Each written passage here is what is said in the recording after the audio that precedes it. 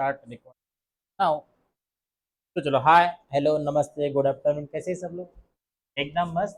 तो चलो शुरू करते हैं फिर आज का आपका लेक्चर नंबर 2 और चैप्टर नंबर 4। क्या था चैप्टर का नेम? इस तरह और भी दूसरा भी चैप्टर है। ठीक है, तो पहला चैप्टर ने शुरू किया था जिसमें बिजनेस, बेसिकली हम इसमें देख रहे हैं टाइप्स ऑफ बिजनेसेस कौन कौन से होते हैं। जिसमें सबसे पहला टाइप था सोल ट्रेडिंग कंसर्न, मतलब ऐसा बिजनेस जो कोई एक सिंगल पर्सन उस बिजनेस को रन कर रहा है, उसको मैनेज कर रहा है। बराबर है, सिंगल ओनर बिजनेस। जितने बिजनेस होते हैं जो सिंगल पर्सन उसे पूरी तरह से हैंडल करता है, उसे बोलेंगे हम सोल ट्रेडिंग कंसर्न। बराबर, उसकी डेफिनेशन, उसका मीनिंग हमने कल देख लिया था। उसके साथ साथ उसके फीचर्स भी हमारे हो चुके थे। नाउ आज हम देखने वाले उसके मेरिट्स, यानी इस तरह के जो बिजनेस होते हैं sole trading concern, single owner business, उसके मेरिट्स, फायदे क्या क्या होते हैं। मेरिट्स का मतलब फायदे, जस्ट एडवांटेजेस कौन से होते हैं उसके। अब आपके घर में, किसी के घर में है इस तरह का बिजनेस, फैमिली बिजनेस कोई चल रहा है, सोल ट्रेडिंग कंसर्न, या आपका खुद का है, हो सकता है ना। बिजनेस कितने लोगों के पेरेंट्स करते हैं? काय एकटे असतात की खूप मोठी फौज आहे सोबत काम करायला? फौज म्हणजे एम्प्लॉय वगैरे असे? एकच सिंगल पर्सन तो हो गया उनका सिंगल सोल ट्रेडिंग का सर। सिंगल पर्सन सब चीज हँडल करते, माल आणायचा तेच जातात, माल विकायचा तेच विकतात, कुठं पार्सल द्यायचं तेच जातात, काय घेऊन मिळत असलं तरी कैशियर भी तेज, मैनेजर भी तेज, डिलीवरी पण काम भी तेज करता। तो सारे के सारे काम कौन करता है? Single person. ऐसा जो भी कोई बिजनेस होता है उसे बोलेंगे सोल ट्रेडिंग पर्सन। हेच होतं सगळं ना। अब देखना है इसके फायदे। सबसे पहला होता है इजी फॉर्मेशन। फॉर्मेशन यानी उस बिजनेस की शुरुआत करना। बराबर है, अगर आपको बिजनेस शुरू करना है तो आपको किसी दूसरे पर्सन को पूछने की जरूरत है? आपका खुद का बिजनेस है सोल ट्रेडिंग, आप अकेले बिजनेस शुरू कर रहे हो तो किसी की परमिशन लेना, किसी का गाइडेंस ले सकते, किसी को पूछना, ये करने की जरूरत है क्या यहाँ पर? मला वाटलं बिझनेस सुरू करायचा, मी पैसे टाकते, मी सुरू करतो, बरोबर है, कर सकते हैं। तो इसलिए जो इस बिजनेस को शुरू करने के लिए डायरेक्टली विदाउट किसी के परमिशन के अलावा आप शुरू कर सकते हो, उसे इजी इजी फॉर्मेशन बोल सकते हो। तो formation of sole trading concern, zoom कर देता हूँ उसे। The formation of sole trading concern, that's the STC, is very easy and simple. The minimum legal formalities are required for this permission. बस government के कुछ अगर कानून रूल्स वगैरह हुआ उसके लिए, तो उसके वजह से डायरेक्टली किसी को ना पूछते हुए आप अपना खुद का बिजनेस शुरू कर सकते हो। बराबर है। अगर इसके अलावा दूसरा बिजनेस जो पार्टनरशिप बिजनेस, इसमें आपको और दो पार्टनर है, मतलब एक आप, इसके अलावा और दो, तीन लोगों का आपका पार्टनरशिप बिजनेस अगर आपको शुरू करना है तो आपको तीनों का परमिशन चाहिए कि कौन सा बिजनेस करना है, कौन सी लोकेशन पे करना है, तीनों से पैसा लेना पड़ेगा, तीनों की इन्वेस्टमेंट लगानी पड़ेगी। तो तीनों को हैंडल करने में आपका क्या होगा? टाइम भी देना पड़ेगा। बराबर है, स्पष्ट करे पुनः। तो तीनों को हैंडल करना, उनके साथ कंसल्ट करना है, इसके लिए टाइम वेस्ट होगा। लेकिन अगर आप अकेले पर्सन होते हो तो आपको किसी को बोलने की जरूरत है, किसी को कंसल्ट करने की जरूरत है? कुछ भी नहीं, डायरेक्टली आपको लगा बिजनेस शुरू करना है, शुरू कर दो। इसलिए इस तरह का जो बिजनेस है वो डायरेक्टली किसी के परमिशन के अलावा इजी फॉर्मेशन लेके इजीली आप उसे शुरू कर सकते हो। समझ गया? इजी फॉर्मेशन पहला। देन दूसरा, क्विक डिसीजन, है ना, मुझे घर जाना है, चला जाऊंगा। करते हैं सब, तुम कभी नहीं कर पाते ना, लेकिन देखो, क्विक डिसीजन कि आपको लगा कि आपको बिजनेस में कोई नया प्रोडक्ट ऐड करना है, या फिर जो पुराना प्रोडक्ट है उसे कम करना है, तो बिजनेस को एक्सपांड करना है, बिजनेस को छोटा करना है, उसे किसी दूसरी जगह पर शिफ्ट करना है। ऐसा कोई भी बिजनेस डिसीजन अगर आपको लेना है तो आप किसको पूछोगे? किसको पूछोगे? खुद को ही पूछोगे ना। कोई दूसरा पर्सन है आपके बिजनेस पार्टनर में? तो जो भी डिसीजन अगर आपको लगा ये सही है, आप डायरेक्टली उस डिसीजन को इम्प्लीमेंट कर सकते हैं। तो जो भी डिसीजन होगा आप easily as well as quick decision आपको यहाँ पर ले सकते हैं। अगर कोई पार्टनर आपके साथ हुआ तो आप उससे पूछना पड़ेगा। बराबर है, आपको क्या उससे पूछो तब जाके वो हाँ ना बोलेगा, मतलब वो आज आंसर देगा, कल आंसर देगा। हाँ, रिकॉर्ड है बस लाइन। हाँ, चल तो रहा है वैसे। अच्छा, आप तबियत ठीक है, अभी कोई बात नहीं, आज का इकोनॉमिक्स नहीं होगा अपने कंट्री। ठीक है, तो चलो, पहला हो गया आपका इजी फॉर्मेशन, पानी गिने पीना है, सांस लेनी है।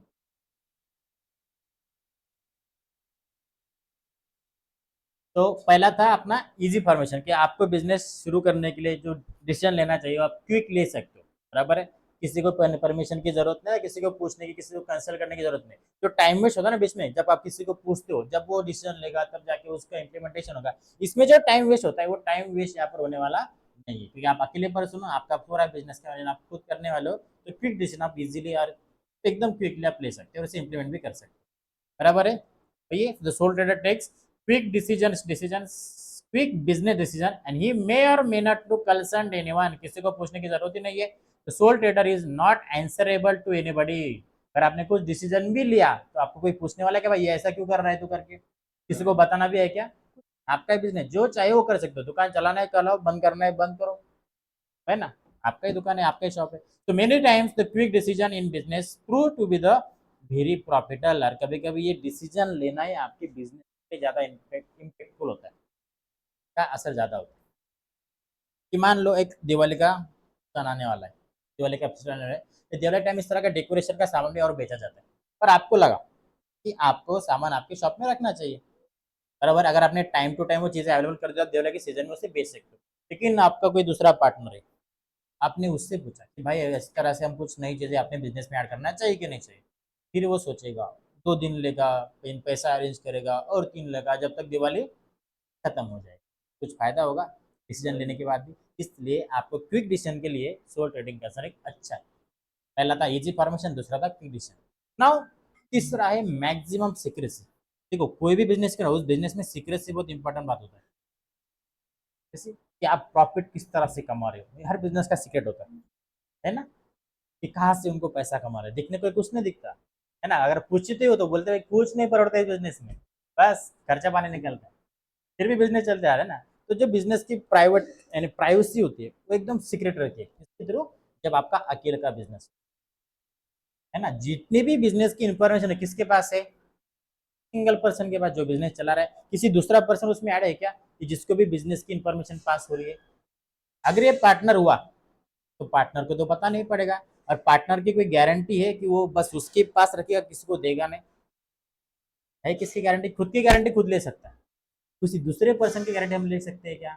मतलब बिजनेस की कुछ लीगल डॉक्यूमेंट्स हो या लीगल इंफॉर्मेशन हो, वो बाहर नहीं जाके किसी को, प्राइवेट की जगह पब्लिक नहीं होगी, इसकी गारंटी किसी दूसरे के भरोसे हम नहीं दे सकते, लेकिन खुद के ऊपर भरोसा करके तो कर सकते हैं ना।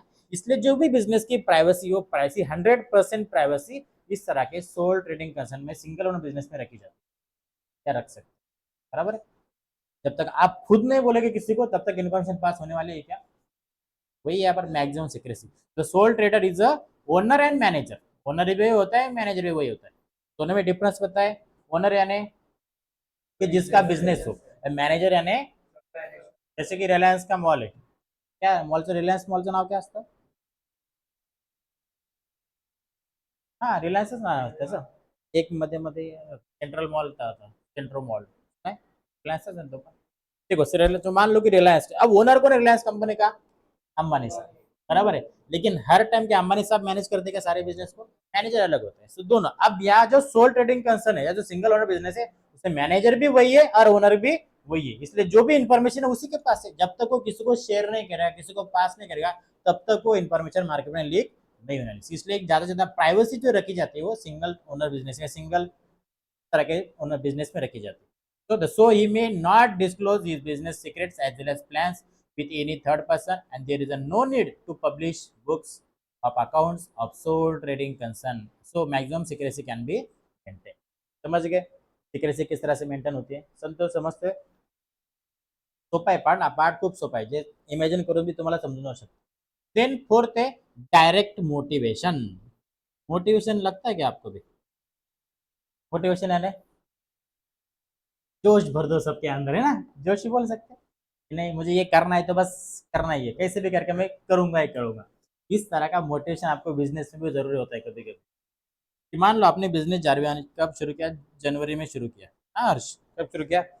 लेकिन जनवरी हो गया, उसके बाद फेब हो गया, मार्च भी हो गया, और आ गया अप्रैल, लेकिन तीनों महीने में आपको किसी तरह का प्रॉफिट नहीं हुआ, तो आपका मूड अच्छा रहेगा बिजनेस करना है क्या डिसमोड हो जाओगे? तो मूड नको जाना कि मुझे इतना, मैं मेहनत कर रहा हूँ, दिन ब दिन मैं काम करते जा रहा हूँ, लेकिन बिजनेस में जितना प्रॉफिट मुझे मिलना चाहिए उतना नहीं मिल रहा, तो हर किसी का मूड चला जाएगा, तो वो डीमोटिवेट हो जाएगा पूरी तरह से। तो उसे मोटिवेट करना होता है, बराबर है।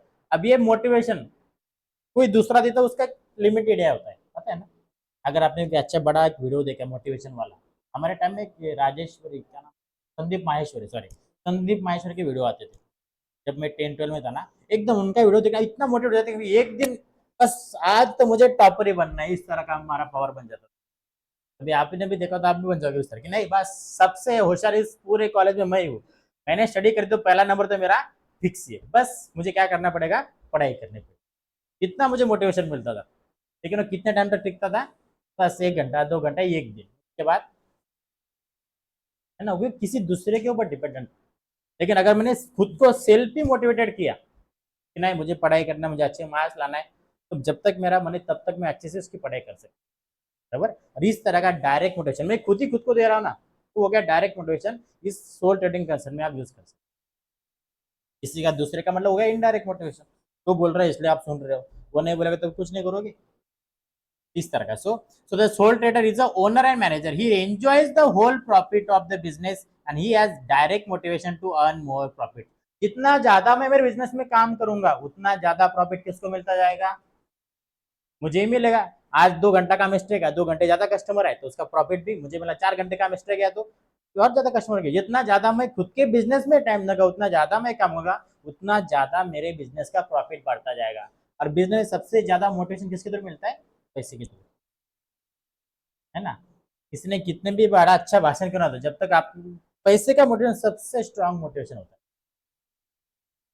बराबर है। आप पढ़ाई कर रहे हो किस लिए कर रहे हो, पैसे के लिए डायरेक्टली है ना, वही ना। अल्टीमेट एम वही है सबका कि हमें क्या करना है लाइफ में, अच्छे पैसे कमाना है, अच्छा लाइफ जीना है। तो ये मोटिवेशन जो आपको मिलता है सिंगल ट्रेडिंग कंपनी, आप खुद का जितना प्रॉफिट कमाओगे उतना खुद का आता है, तो ये सेल्फ मोटिवेशन आपके इस बिजनेस।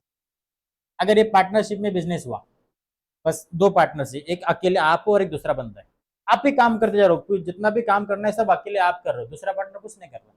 लेकिन जब प्रॉफिट की बात है कि प्रॉफिट दोनों को बराबर है, मतलब मेहनत है आपकी प्रॉफिट, तो आपका मोटिवेशन रहेगा आपको काम करने का, वो होता है इसमें। आप जितना भी प्रॉफिट आ रहा है खुद को मिलने वाला है, इसलिए आपका काम करने का मोटिवेशन, आपकी एंजॉयमेंट ज्यादा मिलती है, ठीक है। देन है फ्लेक्सिबिलिटी। देखो फ्लेक्सिबिलिटी का मीनिंग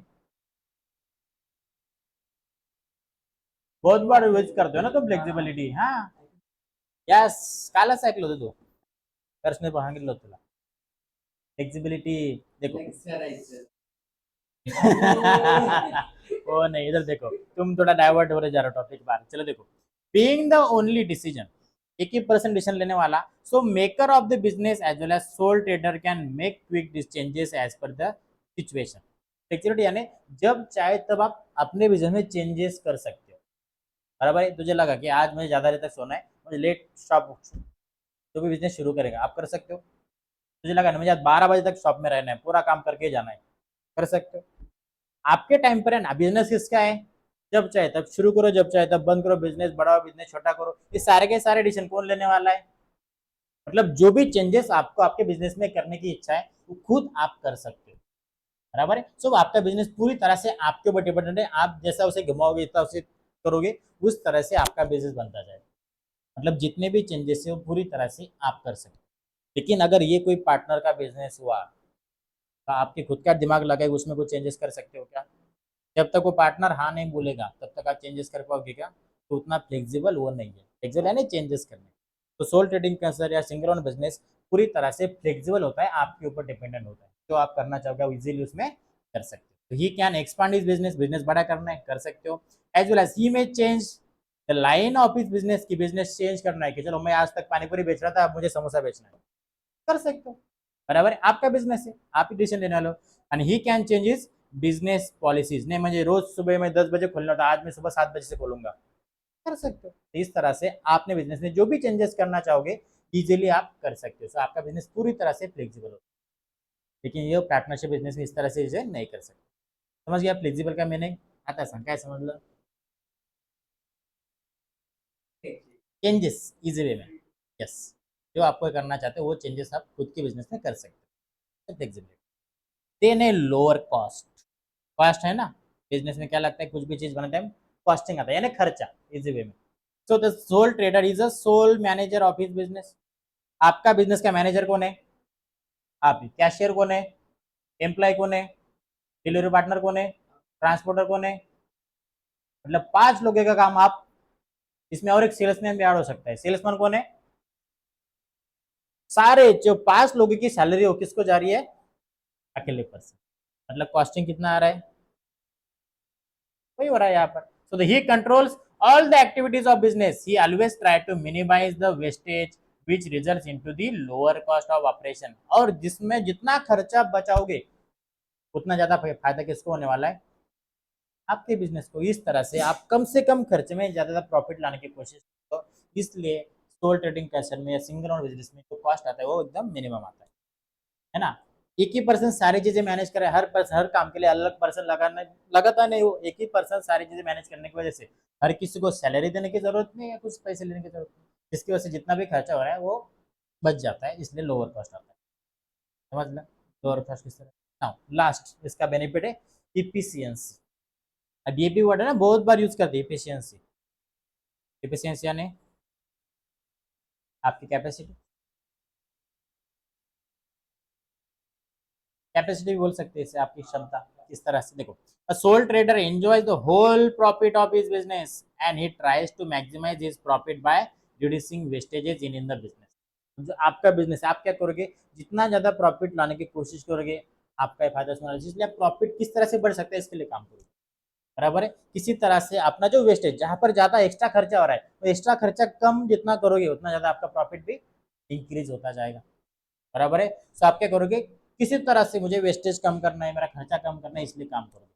मतलब 8 घंटे हो, 10 घंटे हो, 12 घंटे, जितना ज्यादा अच्छा काम आप कर सकते हो उतना अच्छा काम आपके बिजनेस के लिए कर पाओगे। जितना डायरेक्टली फायदा किसको मिलने वाला है, तो बोलते हैं एफिशिएंसी के। आपकी जो क्षमता है, कैपेसिटी आपके बिजनेस से ज्यादा प्रॉफिट कमाने की, उससे आप इंक्रीज करते जा रहे हो। ये हो सकता है कॉस्टिंग पर करके उसमें और कुछ एडिशन करके, इसलिए आपका बिजनेस की एफिशिएंसी भी इंक्रीज हो जाता है। तो ये avoids wastages like wastage of money as well as time as well as material and efforts. कि सारा जितने भी चीजें मैं बिजनेस के लिए यूज कर रहा हूँ वो सारे चीजों से मुझे ज्यादा से ज्यादा प्रॉफिट, एक्स्ट्रा बेनिफिट किस तरह से मिल सकता है, इसके बारे में सोच कर आप उसका यूज करते हो, तो वही फायदा आपको इस तरह के बिजनेस में वजह से मिलने की।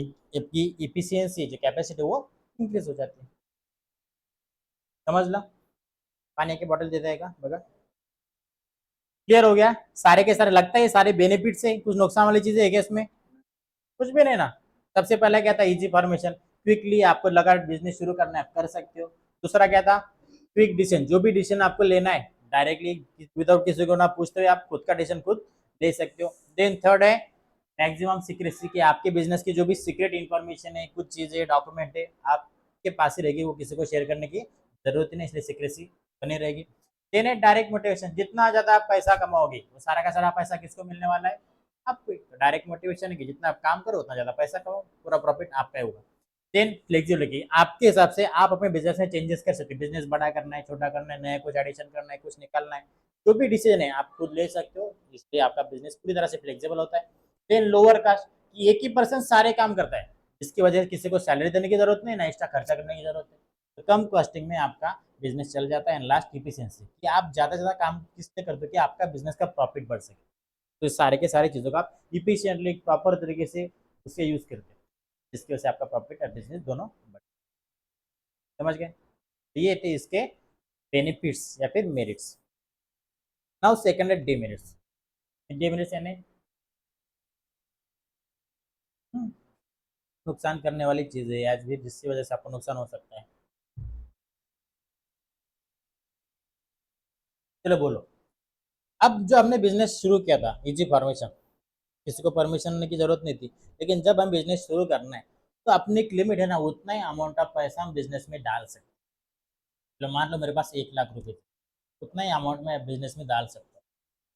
एक लिमिट आ गया ना मुझे कि कितना पैसा मेरे बिजनेस में इन्वेस्ट कर सकता हूँ मैं, तो 1 ही लाख, 1 लाख से ज्यादा कर सकता हूँ क्या, मेरे पास पैसा नहीं है, तो उसे बोलते हैं लिमिटेड कैपिटल। अगर दो पार्टनर मेरे साथ हुए, मैं और दो मतलब 3 लोग होंगे, तो मेरे पास 1 लाख रुपए है, उन दोनों के पास तो कुछ तो पैसा होगा। मान ले के पास 50,000, दूसरे के पास 1 लाख है, और 1.5 लाख एक्स्ट्रा इन्वेस्ट कर सकता था जब पार्टनरशिप बिजनेस हुआ। लेकिन अभी प्रॉब्लम क्या हुआ, बिजनेस किसका है, मेरा अकेला का, तो इन्वेस्टमेंट कौन करेगा, इसलिए मेरा जो लिमिट होता है इन्वेस्टमेंट का वो एक लिमिटेड एरिया तक ही मैं इन्वेस्ट कर सकता हूँ, तो होता है लिमिटेड कैपिटल। तो मतलब लिमिटेड कैपिटल यानी क्या कि सिंगल पर्सन होने की वजह से आप जो भी इन्वेस्टमेंट कर रहे हो उसमें कुछ ना कुछ लिमिट या अमाउंट की लिमिट हो सकती है, टाइम की हो सकती है, उतना ही चीज आप बिजनेस में डाल सकते हो। एक्स्ट्रा बेनिफिट या एक्स्ट्रा अमाउंट ऑफ मनी आप डाल नहीं सकते, बराबर है। So as sole trader is a single owner and his capacity for raising capital is a limited. मुझे भी लिमिट है ना, कितनी लिमिट तक, 1 लाख है, 1 लाख तक कितना चाहिए उतना पैसा डाल सकते, 1 लाख के ऊपर अगर बिजनेस के लिए लगता होगा तो मैं डाल सकता हूँ क्या? नहीं, वही है। So he may raise capital from his friends, दोस्तों से पैसा मांगना पड़ेगा, as well as relatives and banks, यही मुझे पैसे देते बिजनेस बढ़ाने के लिए। And such sources are also limited, लेकिन जो भी दोस्त है, दोस्त भी एक लिमिट तक ही पैसा देता है ना। जैसे जितने जितना बिजनेस बढ़ाना है भाई ले ले पैसा, ऐसे कोई करता है क्या? 10,000 20,000 50, एक लिमिट होती है हर किसी की, रिलेटिव उनसे भी कितने देर तक पैसा मांग सकते हो, तो हर किसी की एक लिमिट होती है। इसलिए आपको बिजनेस में जो भी कैपिटल इन्वेस्ट करने वाले हो, एक लिमिटेड एरिया तक आप उसमें इन्वेस्ट कर सकते हो, बाहर जा सकते हो क्या? नहीं। So there is a financial difficulty for expansion as well as development of, इस तरह का एक नुकसान आपका सोल ट्रेडिंग या सिंगल ओनर बिजनेस में होता है। समझ गया? क्या था पहला नुकसान? कि आपका जो भी इन्वेस्टमेंट लिमिट है वो एक लिमिट तक ही है, उसके ज्यादा एक्स्ट्रा बराबर सही लगता है ये, सही है। Then second, limited managerial skill. अब जैसे बोला कि एक ही पर्सन है पूरे बिजनेस को मैनेज कर रहा है, मैनेजर वही है, कैशियर भी वही है, सेल्समैन भी वही है, डिलीवरी पार्टनर है, डिलीवरी करने वाला भी वही है, सुबह से झाड़ू लगा के दुकान शॉप बंद करने तो कौन कर रहा है? अब ये सारे के सारे काम एक बंदा पूरी तरीके से अच्छे कर सकते हैं क्या? नहीं कर सकता ना, वही है कि जितने स्किल उनके पास होना चाहिए वो सारा स्किल का भी यूज करेंगे तो प्रॉपर मैनेजमेंट उनके बिजनेस का वो नहीं कर पाते। समझ गए? The sole trader has to manage as well as control his business and he may और not possess the qualification and experience. अब जो कैशियर होता है उसको पूरा टैली करना होता है बिजनेस, है ना, तो उसे अकाउंटेंसी आना चाहिए। हर किसी को अकाउंटेंसी आती है क्या? इस तरह के मैनेजरियल स्किल जिनके पास नहीं होते, इसलिए बिजनेस में कुछ ना कुछ चेंजेस या फिर कुछ ना कुछ लॉसेस उनको झेलना पड़ता है। He may not ever expert managerial as well as organising ability and due to the limited capital he may not appoint the managerial staff. तो पैसा कम है, अकेला बंदा बिजनेस कर रहा है, तो नए लोगों को हायर करके उनको भी जॉब वो प्रोवाइड नहीं कर सकते। पहले लिमिटेड पैसा है ना, अकेला काम क्यों कर रहा है कि मुझे कम से कम खर्चे मेरा बिजनेस बढ़ाना। अगर मैं किसी दूसरे पर्सन को मेरे काम बिजनेस में काम करने के लिए लेता हूँ, किसी एम्प्लॉय को लेते तो मुझे उसको क्या देना पड़ेगा? सैलरी। मेरा प्रॉफिट तो शेयर हो रहा है उसको देना पड़ रहा है, इसकी वजह से क्या करते हैं, लिमिटेड स्किल इनके पास होते हैं जिसकी वजह से मैनेजर स्किल में कुछ ना कुछ प्रॉब्लम इनको, बराबर है ना हो, है ना। आता मान लो तुम्हारा सिंगल बिजनेस है और तुम्हें किसी शादी के लिए जाना है, तो बिजनेस कौन चलाएगा? हाँ, बंद रखना पड़ेगा। ये भी एक डिमेरिट ही ना उसका, शादी के जाना है, दोस्त के साथ पार्टी करने जाना है, तो आपको क्या करना पड़ेगा, बिजनेस को बंद रखना पड़ेगा। 100 रुपए की पार्टी, 1000 रुपए का नुकसान, है ना, ये भी उसका नुकसान ही है। हम्म, चलो तीसरा है अनलिमिटेड लाइबिलिटी। हाँ यही है ना, दो हो गए थे। अब तीसरा, अब लाइबिलिटी यानी कर्जा, कि आपके बिजनेस के लिए आपको कर्जे की जरूरत है, तो बिजनेस के ऊपर ही कर्जा ले सकते हैं। आपका घर है, आपकी प्रॉपर्टी है, उसके ऊपर भी कर्जा लेकर आप बिजनेस में इन्वेस्ट कर सकते हो, बराबर है। लेकिन उस इन्वेस्टमेंट को जो भी आपने कर्जा लिया उसे रिटर्न तो करना पड़ेगा ना, वो कैसे करो? तो liability of sole trader is unlimited and there is a no distinction between the personal asset as well as an business asset, कि अकेला आपका बिजनेस है, आप दोनों से किसी तरह से आप डिस्टिंक्शन नहीं कर रहे, एक आपकी personal property as well as business property, दोनों का यूज करके आप बिजनेस के ऊपर लोन ले रहे हो। So he cannot be separated from his business, and जितनी आपकी प्रॉपर्टी वो सारा का सारा प्रॉपर्टी का यूज करके आप बिजनेस को ग्रो करने के लगा रहे हैं। हो सकता है अगर प्रॉफिट हुआ तो अच्छा, लेकिन नुकसान हुआ तो दुकान तो गया क्या और घर भी चला जाएगा, ये उसका नुकसान है। अगर आपने कोई पार्टनरशिप बिजनेस होगा तो आप अपने घर को भी गिरवी रख के उसका कर्जा लेकर बिजनेस लगाओगे क्या? ये होता है उसका नुकसान। तो his business liabilities you need to paid by the selling is private property if required. मान लो कि आपने बिजनेस लिया, बहुत सारे लोगों से कर्जा लिया, लेकिन वो कर्जा आप बिजनेस के प्रॉफिट से नहीं चुका पा रहे, तो आप क्या करोगे, अपना घर बेचकर लोगों को पैसा दो, यही करना पड़ेगा ना भाई। दुकान से प्रॉफिट तो नहीं हो रहा है, फिर क्या करना पड़ेगा लोगों का कर्जा देने के लिए? घर बेच दो, गाड़ी बेच दो, मतलब खुद की पर्सनल प्रॉपर्टी का भी यूज करते हो आप बिजनेस चलाने के लिए, ये सही बात नहीं है, उसका नुकसान है। समझ लो। नाउ फोर्थ है लैक ऑफ स्टेबिलिटी। स्टेबिलिटी यानी बैलेंस बोल सकते हैं। तो एग्जिस्टेंस, हाँ स्टेबल रहना।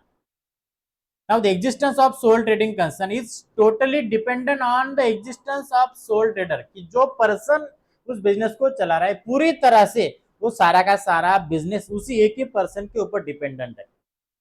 अगर वो पर्सन बीमार पड़ गया तो बिजनेस भी क्या हो जाएगा, बीमार पड़ जाएगा, चलाने के लिए कोई नहीं है। उसे किसी पर्सन को अगर बाहर जाना है शादी के लिए, दोस्तों के साथ पार्टी के लिए कहीं घूमने जाना है, उसी के कारण शॉप उसका बंद रखना पड़ेगा। अचानक उसकी डेथ हो गई तो शॉप भी। ये सारे प्रॉब्लम्स मतलब पूरी तरह से जो बिजनेस किसके ऊपर डिपेंडेंट है, वो सिंगल पर्सन के ऊपर। जब तक वो बिजनेस पर्सन काम करता रहेगा तब तक बिजनेस चलता है, बिजनेस वो पर्सन ने काम करना बंद कर दिया बिजनेस भी बंद हो जाएगा। तो स्टेबिलिटी होती है वो इंडिपेंडेंट होती है, काम कर रहा है चल रहा है, काम बंद हो रहा है बिजनेस भी बंद हो रहा है। समझ रहे। So death as well as insanity और insolvency of the sole trader affect the existence of the business. अगर किसी वजह से उस पर्सन की डेथ हो गई या फिर कुछ मेडिकल इश्यूज आ गए तो उसका बिजनेस भी बंद हो जाता है। क्लियर हो गया। देन फिफ्थ है लैक ऑफ स्पेशलाइजेशन। स्पेशलाइजेशन माने स्पेशल चीज का नॉलेज हर किसी का होता है क्या। जैसे डॉक्टर है, ऑपरेशन करने का नॉलेज किसके पास होगा, डॉक्टर के पास, किस तरह से किसको कहाँ से क्या क्या काटना है ना, ठीक है, सी इसका नॉलेज बस डॉक्टर के पास है। हम क्या यूज कर सकते हैं क्या, हमने कितने भी यूट्यूब वीडियो देख लिए कि हम ऑपरेशन कर पाएंगे क्या। उसका स्पेशल नॉलेज जो होता है डॉक्टर के पास अवेलेबल, इसलिए वो इजीली कर सकते हैं। इसी तरह से बिजनेस का भी कुछ नॉलेज होता है ना भाई, बिजनेस को किस तरह से चलाना चाहिए, बराबर है। तो स्पेशलाइजेशन नॉलेज उन सोल ट्रेडर कंसर्न के पास पूरी तरह से नहीं होते, कुछ होता है कुछ नहीं होता है, जिसकी वजह से अच्छा बिजनेस को चलाने के लिए काबिल नहीं बनते बहुत बार। देखो so division of work leads to the specialisation but sole trader involve in all activities. जैसे बोला कैशियर का काम जिसको अकाउंटेंसी आती है वो अच्छा करेगा कि एक पर्सन है जो दूसरा अच्छा करेगा, जिसको अकाउंटेंसी के बारे में पता नहीं, बस वो बिजनेस चला रहा है, कौन अच्छा काम करेगा इसमें, जिसने अच्छे से अकाउंटेंसी सीखा हुआ है, मतलब जिसने स्पेशलाइजेशन उसके पास स्पेशल नॉलेज है, जिसके थ्रू अकाउंटेंसी जो कैशियर का काम अच्छे से कर पाएगा। लेकिन सिंगल ओनर बिजनेस जो होता है उनके पास सारे के सारे स्किल अवेलेबल नहीं होते। देन कोई active such business as buying, selling, accounting, etc. And he has to play multiple roles, and so it is said that he is jack of all trades, है ना, जितने भी ट्रेड करना है master of none, कि उसे सारी चीजें आती है लेकिन एक भी चीज में वो मास्टर नहीं है ना।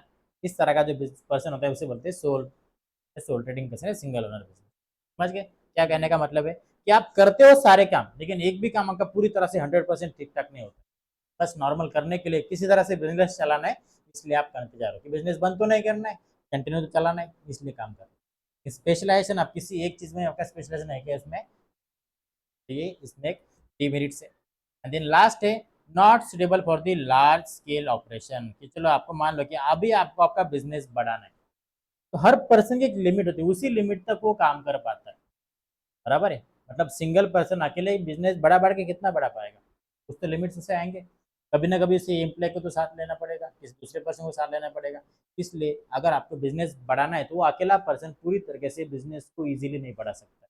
तो soul trader conducts its own business on the small case, generally he operates in a local market. आपके घर के पास देखा होगा आपने छोटे शॉप्स होते है ना, बचपन से लेकर अभी तक उतने शॉप्स है, वो बड़े हुए क्या, अगर बड़े होते तो उनके पास और उनको एम्प्लॉय काम को लगाने पड़ेंगे, तब जाके उनका बिजनेस भी अच्छे से ग्रो हो पाएगा। तो sole trading concern is one man show, सही वर्ड है ना ये, वन मैन शो होता है, जब तक वो मैन का शो चल रहा है तब तक बिजनेस है, मैन ने शो बंद कर दिया बिजनेस भी बंद हो जाएगा।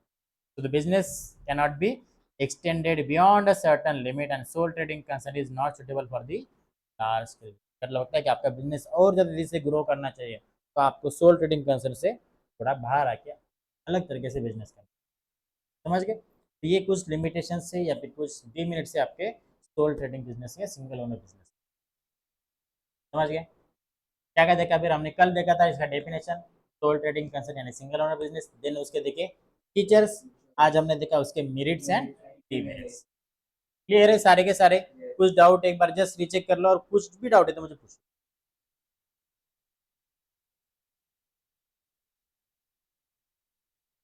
जस्ट एक बार लुकआउट कर दो सारे।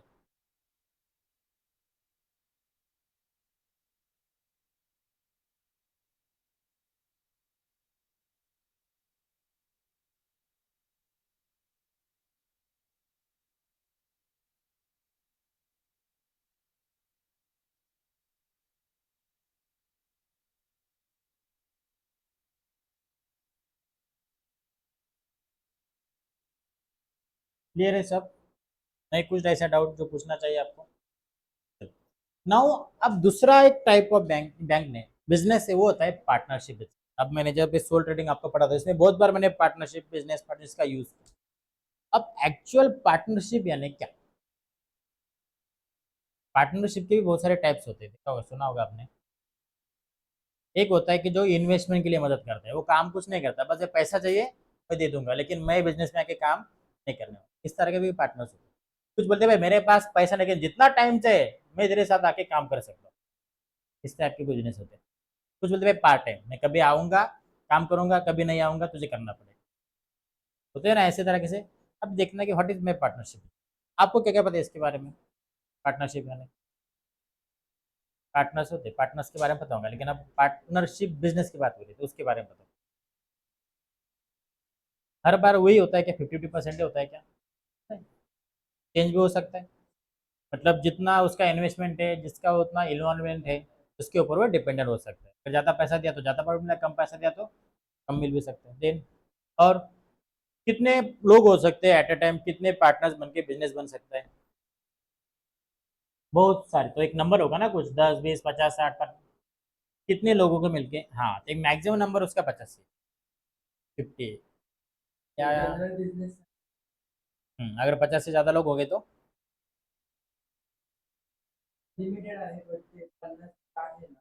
हाँ, मग बाकीच्यांसाठी अनलिमिटेड. ते मग ते बिझनेस नाही होत, त्याला शेअर होल्डर्स म्हणतात. अनलिमिटेड.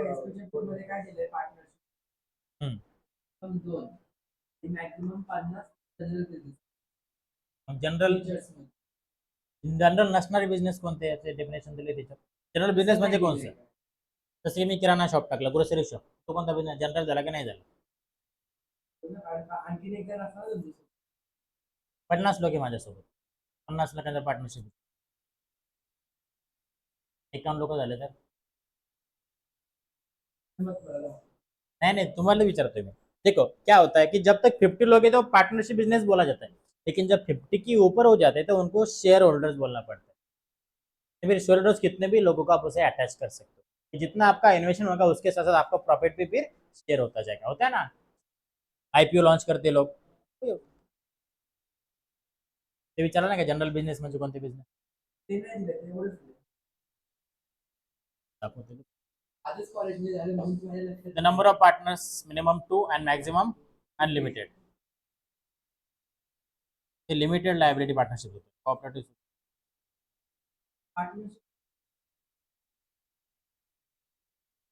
जॉईंट हिंदी सेम आहे याच्यात, म्हणजे आपल्याला आपण जे इकडे बघतोय एस टी मध्ये, तो बऱ्यापैकी सेम पार्ट पूर्ण याच्यामध्ये. हा हा, बरोबर आहे.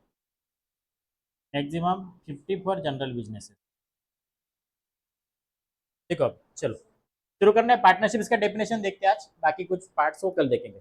चलो देखो पार्टनरशिप, अगर आपको बिजनेस भी करना है, जिस तरह से सोल ट्रेडिंग बिजनेस इंपॉर्टेंट है, उसी तरह से पार्टनरशिप बिजनेस भी आपकी इकोनॉमी के लिए बहुत ज्यादा इंपॉर्टेंट होते हैं।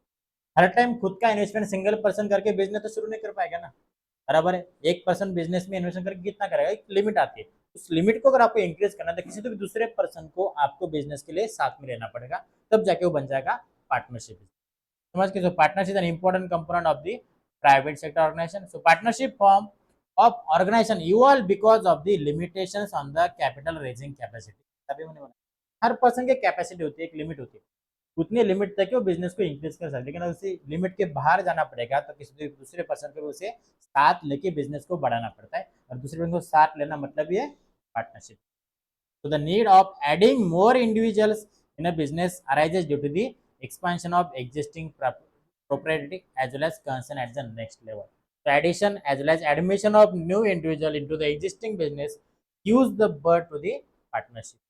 जैसे मैंने स्टार्टिंग में बिजनेस शुरू किया, मेरा जितना इन्वेस्टमेंट था उतना बिजनेस लगा, बिजनेस तो शुरू तो हो गया, लेकिन अब मुझे और बिजनेस को एक्सपांड करना है, लेकिन मेरे पास पैसा नहीं है, तो मैंने बताया मेरे दोस्त को, भाई तू आ जा, दोनों मिलकर बिजनेस को ग्रो करने के लिए मदद करते, तब जाके इस पार्टनरशिप बिजनेस शुरुआत होने लगी। नाउ देखते हैं इसका मीनिंग। अब देखो कुछ स्पेशल अपने इंडिया के कानून के इसके हिसाब से देखो, तो section 4 of Indian partnership act 1932, अंग्रेज कब छोड़ के गए इंडिया को? 1947। अभी कानून कब का है? अंग्रेजों के टाइम में उन्होंने बना के रखा था। देखो क्या हो सकता है meaning, the partnership is the relation between the person who have agreed to share the profit of a business carried on by all or any of them acting for all। समझा कुछ?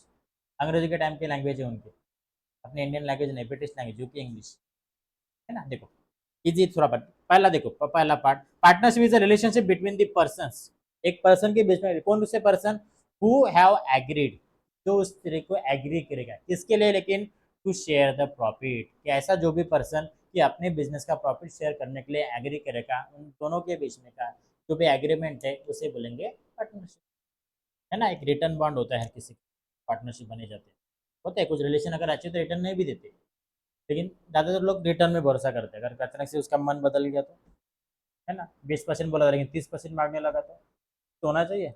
इस तरह का जो रिटर्न एग्रीमेंट होता है उसे बोला जाता है पार्टनरशिप। समझ गए? दूसरा है एल एच एनी, उनकी डेफिनेशन देखो, the partnership is the relation existing between the persons competent to the make contract, contract करना है ना, वही एग्रीमेंट करना, who have agreed to carry on a lawful business in a common with a view to private gain, private gain नहीं, किसी का cell फायदा के लिए, खुद के प्रॉफिट के लिए जो लोग साथ में आकर काम करते हैं, बिजनेस को इंक्रीज करने के लिए काम करते हैं, ऐसे सारे लोग को बोलेंगे पार्टनरशिप। पार्टनरशिप जो आपके दिमाग में सीधी रेसिपी, दो से ज्यादा लोग अगर साथ में आके बिजनेस को चलाते हैं तो उनको बोल पाएंगे हम पार्टनरशिप। अब इसमें कुछ वर्ड्स है, क्या मीनिंग देखो, सबसे पहले पार्टनर, पार्टनर यानी कौन, पार्टनर जैसे आपका दोस्त आपके साथ हर टाइम रहता है, हो गया आपका पार्टनर, है ना। हो सकता है वो बॉय हो या फिर वो कोई गर्ल भी हो सकती है, दोनों पार्टनर हो सकते हैं। जैसे हाँ देखो ज्यादा नहीं, the person who have enter in the partnership agreement with one another are the individually called the partners, की जितने भी आपके अलावा जो भी सारे लोग आपके साथ आपके बिजनेस में कनेक्टेड हुए वो सारे के सारे पर्सन आपके कौन है, पार्टनर्स। आपके अलावा बात हो रही है, आपके साथ काम करने वाले सारे के सारे लोग वो कौन हो गए, आपके बिजनेस के पार्टनर्स। समझिए पार्टनर का मैंने। दूसरा पार्टनरशिप फर्म, फर्म का मतलब होता है यहाँ पर बिजनेस।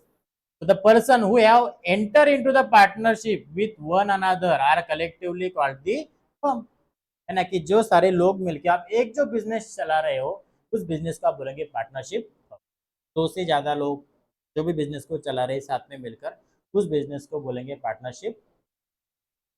और तीसरा फर्म नेम, मतलब किसका नाम होगा, बिजनेस का। So the name under which partnership business is carried out is called the firm name, है ना। सचिन एंड राहुल सन्स होगा उनके फर्म का नाम, दोनों पार्टनर एक सचिन एक राहुल। इस तरह का जो भी आपका बिजनेस का नाम होगा उस फर्म का नाम होगा उसे बोलेंगे फर्म नेम। तीनों समझ गए, पहला था पार्टनर, दूसरा था पार्टनरशिप फर्म एंड देन था फर्म नेम, तीसरा है पार्टनरशिप डीड और एग्रीमेंट, है ना। फीचर को थोड़ा पार्टनरशिप डीड और एग्रीमेंट, है ना, कि जो आप दो से ज्यादा लोग मिलकर एक बिजनेस चला रहे हो तो दोनों के बीच में कुछ तो भी रिटर्न एग्रीमेंट होगा ना, या रिटर्न कॉन्ट्रैक्ट होगा, उस कॉन्ट्रैक्ट को बोला जाता है पार्टनरशिप डीड या फिर एग्रीमेंट। समझ गए? So the terms and condition of partnership business mention in the writing is term as a deed और एग्रीमेंट, जो सारे के सारे टर्म्स एंड कंडीशन है, कितना किसको प्रॉफिट मिलना है, कितना कितना रुपये इन्वेस्ट करना है, कितना किसी को टाइमिंग अपने बिजनेस में देना है, ये सारे के सारे टर्म्स एंड कंडीशन उस पेपर में जहाँ रिटर्न में ऐड होंगे उस रिटर्न पेपर को बोला जाएगा एग्रीमेंट या फिर पार्टनरशिप डीड। वर्ड याद रखो, पार्टनरशिप डीड। आपको होगा ना फिल इन द ब्लैंक्स में इस तरह के वर्ड का यूज किया जाता है। क्लियर है? पार्टनरशिप डीड एंड एग्रीमेंट किसे बोलेंगे फिर, समझ गया पार्टनरशिप का मीनिंग। फिर उसके बाद में देखेंगे फीचर्स, चल देखें। क्लियर है यहाँ तक सबको? अभी रुकना है फिर, अभी आपका इकोनॉमिक्स का नहीं हो इसलिए मैंने थोड़ा एक्सटेंड कर दिया। हा भाई समज सगळं समजलं आजचं? संतोष कळते चॅप्टर सोपाचं, त्याच्या आधीचे बऱ्यापैकी काही व्हिडिओ बघून घेतो, एक्झाम कधी बसले तुमचे काही लक्षात आलंय?